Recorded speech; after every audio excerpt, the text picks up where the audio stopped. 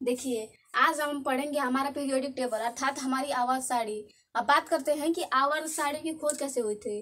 तो आप जानते हो कि जब हमारा प्राचीन काल था तो प्राचीन काल में इतनी तत्वों की खोज नहीं हुई थी कि उसे हम आसानी से न ज्ञात मतलब उसका अध्ययन हम न कर सके। मान लीजिए कि अब थोड़ा सा तत्व है, अब उन्हीं तत्वों का अध्ययन करना है तो उन तत्वों का अध्ययन करने में ज़्यादा समय नहीं लगेगा।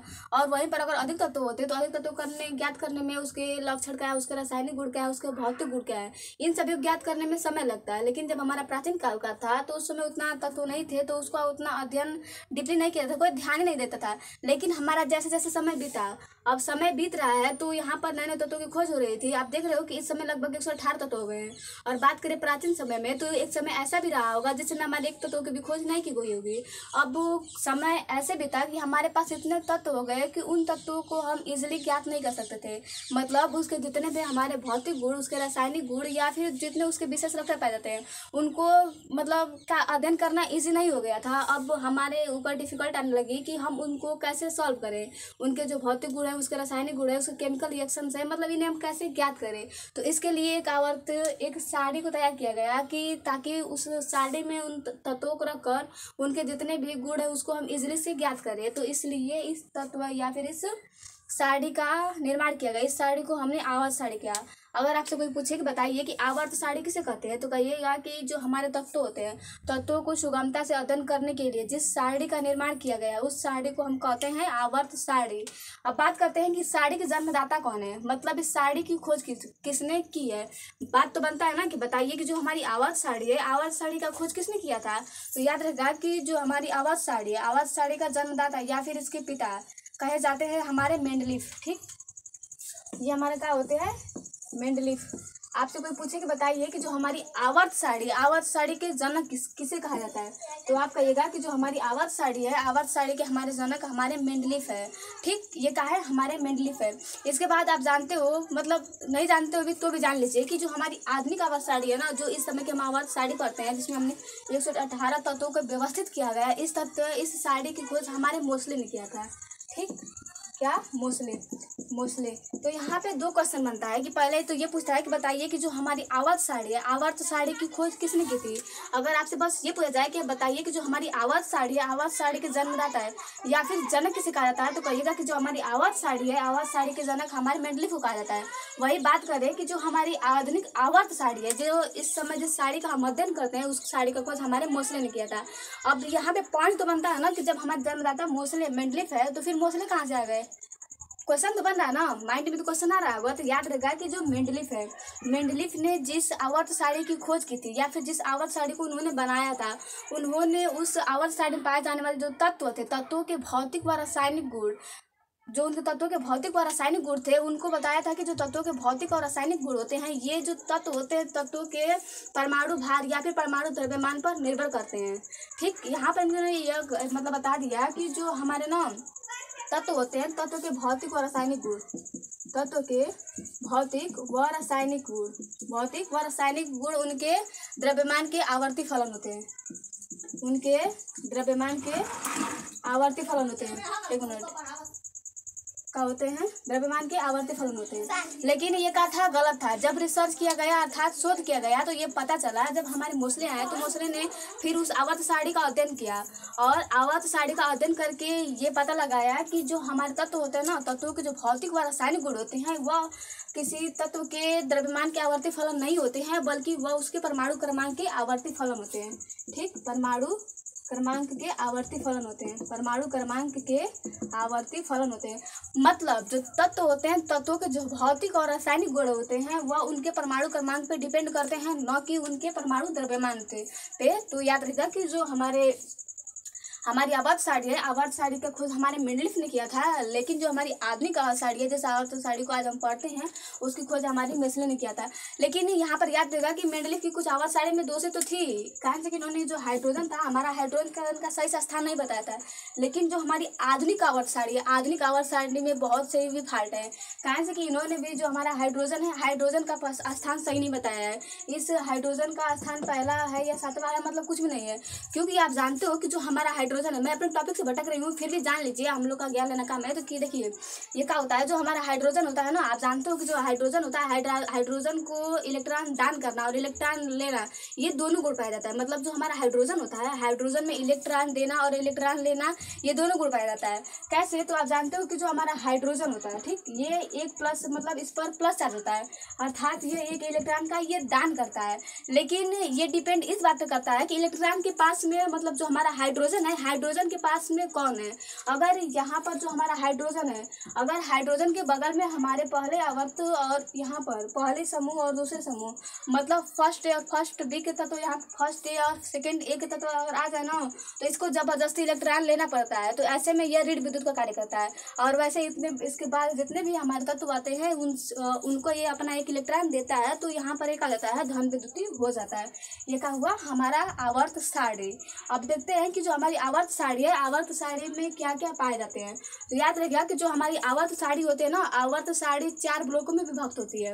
मतलब कि जो हमारी पूरी आवर्त सारणी है, पूरी आवर्त सारणी 4 ब्लॉकों से मिलकर बनी है। इसमें अब बात करते हैं कि ब्लॉक किसे कहते हैं, कोष किसे कहते हैं। तो जो हमारा मुख्य ऊर्जा कोष होता है ना, मुख्य ऊर्जा कोष के भीतर एक कोष पाई जाती है, जिसे हम कहते हैं कोष या फिर ब्लॉक। अभी ये ज़्यादा डीपली कॉन्सेप्ट है, या दूसरा मतलब दूसरे मुड़ रही हूँ, लेकिन याद रखिएगा ठीक, क्या होता है, कोष होते हैं। तो क्या हुआ, जो हमारा ये जो हमारी आवर्त सारणी होती है, आवर्त सारणी को हम 4 ब्लॉकों में विभक्त करते हैं। इसमें जो हमारा पहला ब्लॉक होता है, पहले ब्लॉक को हम कहते हैं यस ब्लॉक। जो हमारा सेकंड ब्लॉक होता है, सेकंड ब्लॉक को हम कहते हैं पी ब्लॉक। जो हमारा थर्ड ब्लॉक होता है, इसके नहीं चल रहा है, जो हमारा थर्ड ब्लॉक होता है, थर्ड ब्लॉक को हम कहते हैं डी ब्लॉक। और जो हमारा फोर्थ ब्लॉक होता है, फोर्थ ब्लॉक को हम यह ब्लॉक कहते हैं। यहाँ पे जो हमारा ना, यहाँ पे जो हमारा एस ब्लॉक होता है, एस ब्लॉक में एक कक्षक पाया जाता है। याद रखिएगा कि जो हमारा यस ब्लॉक होता है, यस ब्लॉक में हमारा एक कक्षक पाया जाता है, और कक्षक को हम एक आयत से डिनोट करते हैं। बात करते हैं कि जो हमारा पी ब्लॉक होता है, तो हमारे पी ब्लॉक में 2 कक्षक पाए जाते हैं। यहाँ पर हमारे 2 कक्षक पाए जाते हैं। और बात करें 3D का, मतलब 3D नहीं, जो हमारा डी ब्लॉक है, डी ब्लॉक में हमारे 3 कक्षक पाए जाते हैं। यहाँ पे जो हमारा डी ब्लॉक होता है, डी ब्लॉक में हमारे 3 कक्षक पाए जाते हैं। अरे, जो हमारा पी ब्लॉक होता है, पी ब्लॉक में हमारे 3 कक्षक पाए जाते हैं। जो हमारा डी ब्लॉक होता है, डी ब्लॉक में हमारे 5 कक्षक पाए जाते हैं। यहाँ पे 1 2 3 4 5, जो हमारा डी ब्लॉक होता है, डी ब्लॉक में हमारे 5 कक्षक पाए जाते हैं। और जो हमारा यह ब्लॉक होता है, हमारे यह ब्लॉक में 7 कक्षक पाए जाते हैं। 1 2 3 4 5 6 7, 1 2 3 4 5 6 7। तो आपसे कोई पूछे कि बताइए कि जो हमारा एस ब्लॉक होता है, एस ब्लॉक में कितने कक्षक पाए जाते हैं। तो आप कहिएगा जो हमारा एस ब्लॉक होता है, हमारे एस ब्लॉक में 1 कक्षक पाया जाता है। जो हमारा पी ब्लॉक होता है, हमारे पी ब्लॉक में 3 कक्षक पाया जाता है। जो हमारा डी ब्लॉक होता है, डी ब्लॉक में हमारे 6 कक्षक पाए जाते हैं। और जो हमारा यह ब्लॉक होता है, यह ब्लॉक में कुल मिलाकर हमारे 7 कक्षक पाए जाते हैं। यहाँ पे जो हमारा एस ब्लॉक होता है, एस ब्लॉक में हमारे 1 कक्षक तो पाया जाता है, लेकिन हमारे 1 कक्षक में 2 इलेक्ट्रॉन पाए जाते हैं। इसमें जो हमारा पहला इलेक्ट्रॉन होता है, ये होता है हमारा क्लॉकवाइज। जो हमारा कक्षक होता है, एक कक्षक में 2 इलेक्ट्रॉन पाए जाते हैं। तो इसमें जो हमारा पहला इलेक्ट्रॉन होता है, ये हमारा होता है क्लॉकवाइज। और जो हमारा सेकंड इलेक्ट्रॉन होता है, इसे ये होता है हमारा एंटी क्लॉकवाइज। मतलब इसमें जो एक इलेक्ट्रॉन होता है, ये घड़ी की दिशा में घूमता है, तो वहीं जो हमारा दूसरा इलेक्ट्रॉन होता है, ये घड़ी की विपरीत दिशा में घूमता है। ऐसे ही जो हमारा पी ब्लॉक है, पी ब्लॉक में हमारे 3 कक्षक है। तो यहाँ पर कुल इलेक्ट्रॉन संख्या कितनी हुई, 6 होगी। कहाँ से कि एक कक्षक में 2 इलेक्ट्रॉन, तो 3 कक्षक में 6 इलेक्ट्रॉन। तो इसमें पहला क्लॉकवाइज, दूसरा का एंटी क्लॉकवाइज, फिर clockwise anti clockwise, clockwise anti clockwise. यहाँ पर भी जब 6 है तो 6 दुना के कितना हुआ, 5 हुआ ना, तो 5 दुना के 10 electron. Clockwise anti clockwise, clockwise anti clockwise, clockwise anti clockwise, clockwise anti clockwise, clockwise और एंटी क्लॉकवाइज। अब ऐसे ही आप ये एफ का भर लीजिएगा, भर लेंगे, कांस्य के साथ 14 इलेक्ट्रॉन आएगा। तो देख लीजिए इसमें क्लॉकवाइज, मतलब किसी को clockwise anti clockwise, clockwise anti clockwise, clockwise anti clockwise, clockwise anti clockwise, clockwise anti clockwise, clockwise और एंटी क्लॉकवाइज। ये क्या हुआ हमारा, यह मतलब जो हमारे कक्षक होते हैं, कक्षक में इलेक्ट्रॉन को फुलफिल करने की विधि।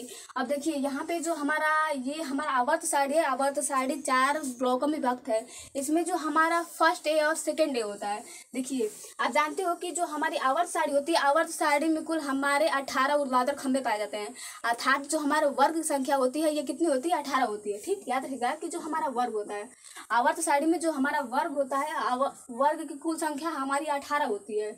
अब बात करते हैं कि वर्ग किसे कहते हैं। पॉइंट तो बन रहा है ना कि बताइए कि जो हमारा वर्ग है, वर्ग किसे कहते हैं? तो कहिएगा कि जो हमारी आवर्त साड़ी होती है, ठीक, ये जो हमारी आवर्त साड़ी होती है, आवर्त साड़ी में पाए जाने वाले जो हमारे ऊर्ध्वाधर खंभे होते हैं, ये जो होते हैं हमारी आवर्त साड़ी में पाए जाने वाले जो हमारे ऊर्ध्वाधर खंभे होते हैं, इन ऊर्ध्वाधर खंभों को हम कहते हैं वर्ग। वहीं पे आप देख रहे हो कि यहाँ पर ये क्षैतिज पंक्तियां पाई जा रही हैं। तो आपसे कोई पूछे कि बताइए आवर्त किसे कहते हैं, या फिर ऐसे जान लीजिए कि जो हमारा आवर्त साड़ी होता है ना, आवर्त साड़ी में जो हमारी क्षैतिज पंक्तियां होती है, मतलब ऐसे समतल वाली, इन श्रेणियों को या फिर इन साड़ियों को हम कहते हैं आवर्त, ठीक, इन साड़ियों को हम कहते हैं आवर्त। तो याद रखिएगा कि जो हमारी आधुनिक आवर्त साड़ी है, आधुनिक आवर्त साड़ी में कुल हमारे 7 आवर्त हैं, 7 आवर्त हैं। तो यहाँ पर याद रखिएगा कि जो हमारी आवर्त साड़ी होती है, आवर्त साड़ी में हमारे 18 वर्ग होते हैं और 7 हमारे क्या होते हैं, आवर्त होते हैं। ये जो हमारे 8 वर्ग और 7 आवर्त होते हैं, ये हमारे 4 क्या होते हैं, 18 वर्ग और 7 आवर्त होते हैं, ये हमारे 3, ये क्या होते हैं, ये हमारे 3 ब्लॉकों में विभक्त होते हैं। और ये जो हमारा फोर्थ होता है, ये वाला, ये हमारा चौथा ब्लॉक होता है, मतलब ये हमारा यह ब्लॉक होता है। इसमें ये हमारा होता है फर्स्ट ए, ठीक, देखिए इसे हम कहते हैं हमारा फर्स्ट ए। अब बात करते हैं कि ये फर्स्ट ए और फर्स्ट बी क्या है, ठीक, ए और बी क्या है। तो आप देख रहे हो ना कि ये जो हमारे आवाज साड़ी में पाए जाने वाले जितने तत्व हैं, इन तत्वों को हम 2 ग्रुपों में विभक्त करते हैं, या फिर 2 सबसेलों या फिर 2 उपवर्गों में विभक्त करते हैं, ठीक। कैसे बताओ, कहाँ, देखिए ये जो हमारी आवर्त साड़ी है, आवर्त साड़ी में पाए जाने वाले तत्वों को, या फिर कह लीजिए जो हमारी आवर्त साड़ी है, आवर्त साड़ी को हम 2 उपवर्गों में विभक्त करते हैं। ये क्या हुआ, तत्व कह लीजिए या फिर आवर्त साड़ी, क्योंकि तत्वों से मिलकर ही हमारी आवर्त साड़ी बनी है, तो ये 2 उपवर्गों में विभक्त होती है। इसमें जो हमारा पहला उपवर्ग होता है, पहले उपवर्ग कहते हैं हम ए उपवर्ग, मतलब ए ग्रुप। और जो हमारा सेकेंड होता है, सेकेंड को हम कहते हैं बी ग्रुप। ये क्या होता है हमारा बी ग्रुप, ठीक। तो आपसे कोई पूछे बताइए कि वैसे तो ये हमारे 4 ब्लॉकों में विभक्त हैं, और बात करें कि इसमें फर्स्ट ए और मतलब ए और बी 2 उपग्रुप पाए जाते हैं, या फिर उपवर्ग पाए जाते हैं, ठीक, सब ग्रुप या फिर हमारे उपवर्ग पाए जाते हैं। इसमें जो हमारा मतलब पहला वर्ग होता है, देखिए ये क्या हुआ हमारा पहला ग्रुप, ये दूसरा पहला वर्ग, दूसरा वर्ग, यहाँ पर 3 से लेकर हमारे 12 उपवर्ग, मतलब कुल मिलाकर यहाँ पे 10 वर्ग पाए जाते हैं, ठीक। तो यहाँ पर क्या हो जाएगा हमारा 3, 4, 5, 6, 7, 8, 9, 10, 11, 12, यहाँ से 13, 14, 15, 16, 17 और 18, कुल मिलाकर हमारे कितने हो गए, वर्ग हो गए, कितने, 18 हमारे वर्ग हो गए। यहाँ पे हमारी यह पहली हो जाएगी, पहला वर्ग, दूसरा वर्ग, तीसरा वर्ग, चौथा वर्ग, पांचवा वर्ग, छठा वर्ग और सातवां वर्ग। मतलब ये 1 से लेकर 2, 3, 4, 5, 6, 7, कुल 7 आवर्त की संख्या कुल 7 हुई है, और ये हमारे कुल वर्ग 18 वर्ग हुए। इसमें जो हमारा पहला वर्ग होता है, पहले वर्ग को कहते हैं हम फर्स्ट ए, ठीक। ये जो हमारा पहला वर्ग होता है, पहले वर्ग को कहते हैं हम फर्स्ट ए। जो हमारा सेकेंड वर्ग होता है, सेकेंड वर्ग को हम कहते हैं सेकेंड ए। जो हमारा थर्ड वर्ग होता है, थर्ड वर्ग को कहते हैं हम फर्स्ट बी। यहाँ पर याद रहेगा कि पहले और दूसरे को फर्स्ट ए और फर्स्ट बी तो कहते हैं, लेकिन जहाँ पे हमारा तीसरा वर्ग स्टार्ट हो जाता है, वहाँ से हम करने लगते हैं मतलब third B, first A second B, first A second B, उसके बाद फर्स्ट ए सेकेंड ए, उसके बाद थर्ड बी, मतलब 1, 2 में ए, और जब तीसरा आता है तो वहाँ पे हमारा बी हो जाता है। तो first A second A third B, यहाँ पे क्या हो जाएगा हमारा, पसीना लगता है ना तो मार कराओ नहीं चलता है। ये क्या हो जाएगा हमारा थर्ड बी, ये क्या हो जाएगा हमारा फोर्थ बी, ये क्या हो जाएगा हमारा फिफ्थ बी, ये क्या हो जाएगा हमारा सिक्स्थ बी, फिफ्थ बी के बाद सिक्स्थ बी, ये क्या हो जाएगा हमारा सेवेंथ बी, ये क्या हो जाएगा हमारा, देखिए ये सेवेंथ भी रहता है, लेकिन यहीं पे ना जो हमारा 8 भी आता है, 8 बी में हमारा 8, 9, 10, ठीक। ये जो हमारा 8, 9, 10 ये तीनों मिलकर हमारे 8 बी का निर्माण करते हैं, 8 बी का निर्माण कर रहे हैं। बचे हमारे कितने 11 और 12, तो ये हमारे होते हैं फर्स्ट बी और फर्स्ट ए और फर्स्ट बी, फर्स्ट ए और मतलब फर्स्ट बी और सेकेंड बी, फर्स्ट बी और क्या होते हैं ये हमारे सेकेंड बी होते हैं, ठीक। तो यहाँ पर ये मतलब अभी मैं बता रही हूँ कैसे आपको याद करना है। उसके बाद देखिए यहाँ पे बचा हमारा 13 और 14, तो आपने देखा कि यहाँ पर हमारा फर्स्ट डे था और सेकेंड डे था। अभी पूरा 7th तक तो जाना है ना हमारे, तो कहाँ से कि आपको दिख रहे हो कि यहाँ पर हमारा 8B तक है, तो कम से कम हमारा 7th तक तो ये जाना चाहिए ना। तो यहाँ से हमारा स्टार्ट होता है थर्ड है, फोर्थ है, फिफ्थ है, सिक्स्थ है, सेवन है, उसके बाद ये हमारा शून्य वर्ग होता है। आप जानते हो कि जो हमारा 18 वर्ग होता है, 18वां वर्ग होता है, ये शून्य वर्ग होता है। शून्य वर्ग क्यों होता है? क्योंकि अक्रिय गैस होता है। इसमें जितने भी गैस तत्व पाए जाते हैं वो उनके जो बाह्यतम कोश में पाए जाने इलेक्ट्रॉन होते हैं वो फुलफिल होते हैं, अर्थात वो अस्थायी होता है। जब अस्थायी होता है तो रिएक्शन करता ही नहीं है। जैसे कि मान लीजिए कि अब कोई ज्ञान लेना चाहता है, जिसके पास ज़्यादा ज्ञान और नहीं होता है ना, वो भटकता रहता है कहाँ से हमें ज्ञान मिल जाए। और जो लोग संतुष्ट हो जाते हैं कि चलिए अब इतना ज्ञान लेना है, अब क्या करेंगे, वह संतुष्ट हो जाते हैं, संपन्न हो जाते हैं कि अब कुछ लेना देना नहीं है, तो शांत रहते हैं। वैसे ही हमारे ये क्या होते हैं, 8वें वर्ग में पाए जाने वाले तत्व होते हैं, मतलब ये क्या होते हैं, अस्थायी होते हैं। ये अब किसी से क्रिया उरिया नहीं करते, एकदम ये शांत रहते हैं। ठीक, तो ये क्या होते हैं, ये हम शून्य, इसे हम कहते हैं हमारा शून्य वर्ग। यहाँ से हमारे साथ होता है थर्ड है, यहाँ से फोर्थ है, फिफ्थ है, सिक्स्थ है, और क्या हो जाएगा हमारा सेवेंथ ए, सेवेंथ ए। यहाँ से देखिए अब इसे कैसे याद करते हैं। देखिए जो हमारा पहला वर्ग होता है और जो हमारा दूसरा वर्ग होता है, यहाँ पर इसे हम कहते हैं फर्स्ट डे और सेकेंड डे। अब बात आते हैं जब हमारा तीसरा वर्ग होता है तो वहाँ से हमारे स्टार्ट हो जाता है थर्ड बी, उसके बाद थर्ड बी से लेकर जाकर हम 8th बी तक ले जाते हैं, मतलब हम 10 तक लेकर जाते हैं। 3 से स्टार्ट करते हैं 8 तक ले जाते हैं। तो तीसरा बी में हमारा क्या होता है, जब हमारा तीसरा वर्ग आता है, तीसरा वर्ग को कहते हैं हम थर्ड बी। जो हमारा चौथा वर्ग आता है, चौथा वर्ग कहते हैं हम फोर्थ बी। जो हमारा 5वां वर्ग आता है, 5वें वर्ग कहते हैं हम फिफ्थ बी। जो हमारा छठा वर्ग आता है, छठा वर्ग को हम कहते हैं सिक्स्थ बी। जो हमारा सातवां होता है उसे हम कहते हैं सेवेंथ बी। और वहीं पे जो हमारा 8वां, 9वां और 10वां होता है, इन तीनों को मिलाकर हम 8 बी कहते हैं। यहाँ पे नोट में याद रहेगा कि जो हमारा देखिए नोट में हमारा जो क्या हुआ 8वां, 9वां, 10वां, 8वां, 9वां, 10वां, ये जो हमारे तीनों वर्ग होते हैं, तीनों वर्ग मिलकर हमारे 8 बी का निर्माण करते हैं। ये तीनों मिलकर हमारे 8th बी का क्या करते हैं, निर्माण करते हैं। तो इस पॉइंट क्या रहेगा कि जो हमारे 8वें, 9वें और 10वें होते हैं, ये तीनों मिलकर हमारे 8 बी का निर्माण करते हैं। यहाँ पर बचा 11 और 12। तो हमने यहाँ पर बी स्टार्ट किया था सेकेंड, मतलब थर्ड से। यहाँ पर हमने बी स्टार्ट किया था थर्ड से, तो बचा, इसमें बचा क्या था हमारा फर्स्ट और सेकेंड। तो यहाँ पे 11वां और जो हमारा 12वां होता है ये हमारा होता है फर्स्ट भी होता है, और जो हमारा 12वां होता है ये होता है हमारा सेकेंड भी। यहाँ पे बचा 13 से लेकर 18 तक। तो ये इसमें हमारा यहाँ पर फर्स्ट और सेकेंड ए था, तो यहाँ पर क्या हो जाएगा थर्ड है, फोर्थ है, फिफ्थ है, सिक्स्थ है और सेवेंथ है। उसके बाद जो हमारा 18वां होता है, 18वां शून्य वर्ग होता है, उसमें कुछ लिखते ही नहीं। याद रहेगा कि देखिए जो नीचे होता है, मतलब जो नीचे होता है, मतलब जो धंसा हुआ होता है, आप देख रहे हो कि जो हमारी आवाज साड़ी में 2 प्रकार की संरचनाएं पाई जा रही है। एक तो हमारा कुछ ऊपर हुआ है, उठा हुआ है, मतलब जैसे टीला वाला नहीं होता है, तो एक टीला ऊपर होता है, उसके नीचे जमीन पाई जाती है।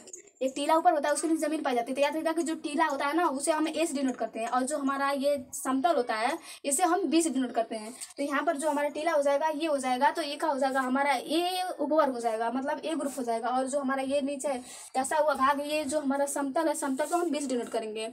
इसमें जो हमारा ए है, ए को हम कहेंगे जो हमारा ऊंचा हुआ भाग है, तो यहाँ से ए से स्टार्ट करेंगे। अब बिचवा में खाली, तो बिचवा में ए रहेगा ही नहीं, कारण से कि बस हम टीला को ए माने हैं, बस हम टीला को ए माने हैं, तो समतल से कुछ लेना देना नहीं है। तो यहाँ से फर्स्ट है, फर्स्ट भी, मतलब फर्स्ट है, सेकेंड है, फिर थर्ड है, फोर्थ है, फिफ्थ है, सिक्स्थ है, सेवेंथ है, और 18वां को लेता है तो शून्य वर्ग हो जाएगा। अब जो धसा हुआ है, तो धसा हुआ था यहाँ से सेकंड था, ये सेकंड तक छोड़े थे, फिर वहाँ पर थर्ड गए थे, तो बचा क्या था, यहाँ से थर्ड भी से स्टार्ट करते हैं। थर्ड भी, फोर्थ भी, फिफ्थ भी, सिक्स्थ भी, सेवेंथ भी, और 8, 9, 10 को हम 8 भी मान लेते हैं। उसके बाद 11 और जो हमारा 12 होता है इसे हम कह देते हैं फर्स्ट ए, फर्स्ट बी और सेकेंड बी। अब बचा, अब देखिए यहाँ पर मैंने बताया कि जो हमारे कुल ब्लॉक संख्या 4 होती है। बात करते हैं कि ये ब्लॉक कहाँ पाए जाते हैं। तो यहाँ पर जो हमारा फर्स्ट और सेकेंड होता है, ये दोनों मिलकर हमारे यस ब्लॉक का निर्माण करते हैं।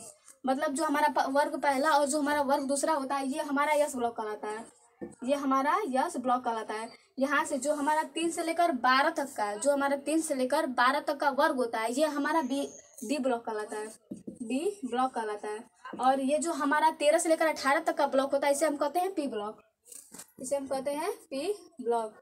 और ये जो हमारे नीचे की जो 36 पंक्तियाँ होते हैं, इन 36 पंक्तियों को हम कहते हैं F block, F block, F block.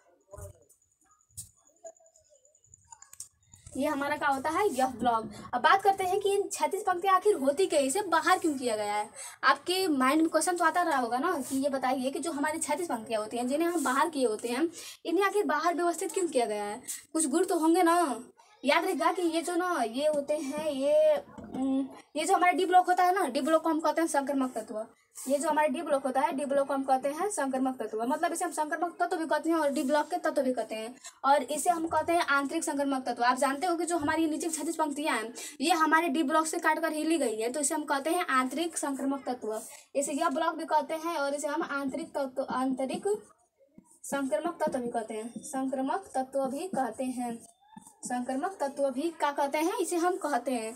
ये क्योंकि ये इसी से काट कर लिया गया है। इसमें देखिए, इसमें कुल मिलाकर 14 वर्ग होते हैं। इसमें कुल मिला के 1 2 3 4 5 6 7 8 9 10 11 12 13 14, मतलब ये जो ना हमारे नीचे जो 36 पंक्तियां होती हैं इनमें 14 वर्ग होते हैं, मतलब कुल मिलाकर इसमें 14 गो वर्ग होते हैं, 14 गो वर्ग होते हैं। इसमें जो हमारी पहली लाइन होती है, ये जो हमारी पहली लाइन होती है, इस लाइन को हम कहते हैं लैथेनोइड्स। इस तत्व में मतलब इस जो हमारी पहली श्रेणी होती है ना, जो हमारा यह ब्लॉक का पहला श्रेणी होता है, इसमें पाए जाने वाले तत्व को हम कहते हैं लैथेनोइड्स। ठीक, यह ब्लॉक के पहले तत्व को हम कहते हैं लैथेनोइड्स, इसे हम कहते हैं लैथेनोइड्स, इसे हम कहते हैं लैथेनोइड्स, लैथेनोइड्स, लैथेनोइड्स। और जो हमारा सेकंड होता है, मतलब इसमें जो हमारा सेकंड श्रेणी होती है या फिर सेकंड साइड होती है, आवर्त होती है, इसे हम कहते हैं एक्टेनोइड्स, एक्टेनोइड्स, एक्टेनोइड्स, एक्टेनोइड्स। तो आपसे कोई पूछे क्या बताइए कि जो दोनों 36 पंक्तियां में जो हमारी पहली पंक्ति है, पहली पंक्ति को क्या कहते हैं, तो कहिएगा कि जो हमारी पहली पंक्ति होती है, पहली पंक्ति को हम कहते हैं लैथेनोइड्स, और जो हमारी सेकंड पंक्ति होती है, सेकंड पंक्ति को हम कहते हैं एक्टेनोइड्स। ये जो हमारे लैथेनोइड्स और एक्टेनोइड्स होते हैं ये हमारे 14 वर्गों में विभक्त होता है। अब यहाँ पे क्वेश्चन बनता है कि आप बताइए कि जो हमारा यस ब्लॉक है, यस ब्लॉक में बस 2 ही वर्ग क्यों रखे गए हैं, यहाँ तक कि जो हमारा पी ब्लॉक है, पी ब्लॉक में केवल 6 ही वर्ग क्यों रखे गए हैं। देखिए 1 2 3 4 5 6, यहाँ तक कि जो हमारा डी ब्लॉक है, डी ब्लॉक में बस हमारे 10 उपवर्ग क्यों रखे गए हैं, 10 वर्ग क्यों रखे गए हैं। देखिए 1 2 3 4 5 6 7 8 9 10, और यहाँ इसे भी छोड़ दीजिए, जो हमारे यह ब्लॉक है बस उसमें 2 गो आवर्स हैं, इसे आके 14 वर्गों में क्यों विभक्त किया गया है। क्वेश्चन तो बन रहा है ना, यहाँ आखिर इसको 14 वर्ग में क्यों विभक्त किया गया है। तो याद रहेगा कि जो हमारा यस ब्लॉक होता है, यस ब्लॉक में कक्षक तो एक होता है लेकिन उसमें इलेक्ट्रॉन 2 पाए जाते हैं, इसलिए इसे यहाँ पर इसके 2 आवर्ग होते हैं। यहाँ पर जो हमारा पी ब्लॉक होता है, पी ब्लॉक में 6 इलेक्ट्रॉन पाए जाते हैं, तो यहाँ पर क्या होता है, इसके 6 गो वर्ग होते हैं, मतलब 6 वर्गों में विभक्त किया गया होता है। जब वैसे ही हमारा जो डी होता है, डी में हमारे 5 कक्षक होते हैं, 10 इलेक्ट्रॉन होते हैं, तो इसे 10 वर्गों में विभक्त किया गया है। और जो हमारा क्या होता है, यह ब्लॉक होता है, यह ब्लॉक में कुल 7 कक्षक होते हैं, उसमें 14 गो इलेक्ट्रॉन पाए जाते हैं, तो ये क्या हुआ, इसमें कुल मिला के 14 वर्गों में विभक्त किया गया है। तो आज के लिए बस इतना ही रिपीट कर लीजिएगा, फिर हम अगले वीडियो में कुछ नया सीखेंगे। उसमें हम देखेंगे कि जो हमारे इलेक्ट्रॉनिक कॉन्फ़िगरेशन कैसे होता है, जो इलेक्ट्रॉन में इसमें जो आवर्त सारणी में पाए जाने वाले तत्व होते हैं, तत्वों की आवर्त संख्या, इसमें वर्ग, और मतलब जो विभिन्न प्रकार के क्वेश्चन बनते हैं आखिर ये निकालते कैसे हैं। ठीक, तो इसे देख लीजिए, उसके बाद हम देखेंगे। और ना जीवन में एक पॉइंट हमेशा याद रहेगा, मतलब धैर्य रखना सीखिए। जिस दिन आप धैर्य रखना सीख जाओगे ना, उस दिन आपको जीवन में सब कुछ मिलेगा। बिना धैर्य रखे कुछ नहीं मिलता है। जो काम जिस समय होना है वो उस समय ही होता है। आप कितना भी जल्दबाजी कर लो, जो काम जिस समय होना होता है वही होता है। तो धैर्य रखना सीखिए। ठीक है, आज के इतना ही मिलते हैं। आशा करती हूँ कि आपको ये पसंद आया होगा। पसंद करना छोड़ दीजिए, पसंद करके क्या करेंगे, मतलब बस आपको समझ में आना चाहिए। आज के लिए बस इतना ही, मिलता है अगले वीडियो में। बाय।